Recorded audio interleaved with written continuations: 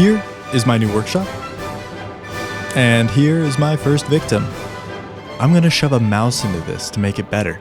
Better than any stock guitar, better than any Pico mod kit, better than any other guitar that I could find in my 5 minutes of Google searching. How is it better? Polling rate. 8,000 hertz polling rate. Is that really necessary? Wouldn't practicing actually be a much more efficient use of your time to actually improve at Guitar Hero?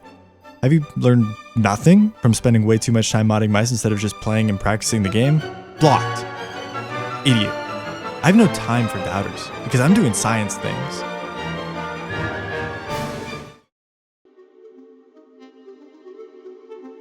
Originally, my plan was as follows. Solder the frets to all the buttons and the strum bar to the scroll wheel. Frets were easy. Buttons across the board were either open or closed. Find positive, find ground. You can't fail. The strum bar kind of fucked me though. Believe it or not, scroll wheels are not buttons. Who'da thunk? It's not an it's either open or closed sort of situation. It's more like a semi-automatic firearm type of thing. Try this out for me. Try to find a position between scrolling up or down where you can hold the wheel and keep it moving in that direction. Now do it without pressing the middle mouse click. It's impossible. Scroll wheel encoders just don't work like that. Each time that you scroll, you are passing a set notch that sends a pulse. That pulse tells your computer to scroll. And yeah, sure, I could put together a circuit wherein each time I strum it sends a pulse to the encoder, but fuck that. I wouldn't be able to rapidly scroll through my songs by holding the strum bar anymore, and God forbid I am forced to use the search feature every time I want to find a song. So what's the solution? More button mouse. Most mice come with 5 buttons, 1 for each fret. This one comes with 7 buttons, meaning now I have the button access to add the strum bar.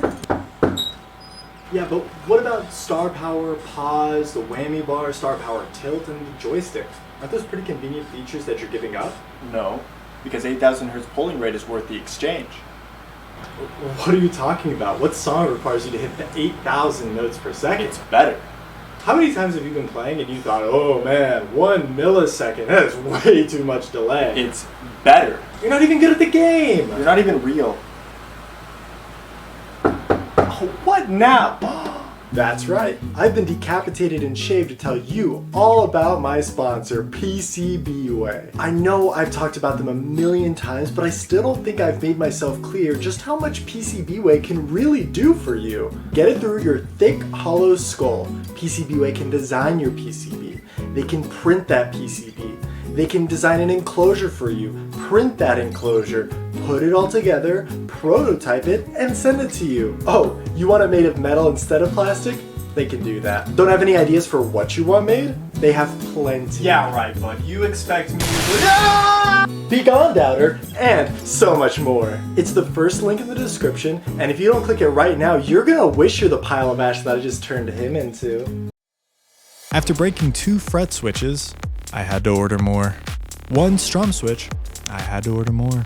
And plenty of wire putting it back together, it was finally ready to be tested. I remapped all the binds to different keys on the keyboard and everything seemed to work as expected. Loaded into Yarg and Clone Hero and both games seemed to work just fine on the setup. A couple huge questions still remain though. Am I actually getting 8,000 hertz polling rate in these games? Sorta. Yarg and Clone Hero are what I normally play. On the surface, they both have a capped polling rate of 1,000 Hz, but that isn't the full story. A Yarg maintainer ended up explaining to me that in Unity, the game engine used for both Yarg and Clone Hero, this variable can only affect what it considers X input devices. This shit isn't X input. So why is the answer sorta instead of yes? Well, there's another hard cap that affects this polling rate, which is FPS, and I do not get nearly 8,000 FPS. I do, however, get over 1,000 FPS, which means while I'm not seeing the full-fledged gains of 8,000 Hz polling rate, my inputs into Yarg or maybe even Clone Hero are showing up a couple frames earlier than any of you peasants on 1,000 Hz. Realistically though, is there any advantage to this?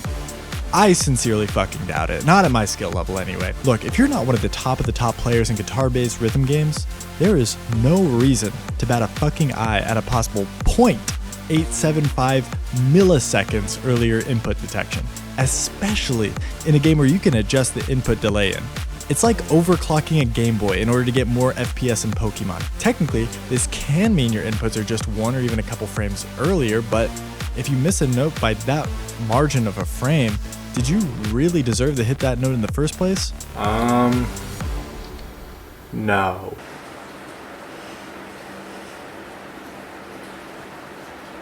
Okay.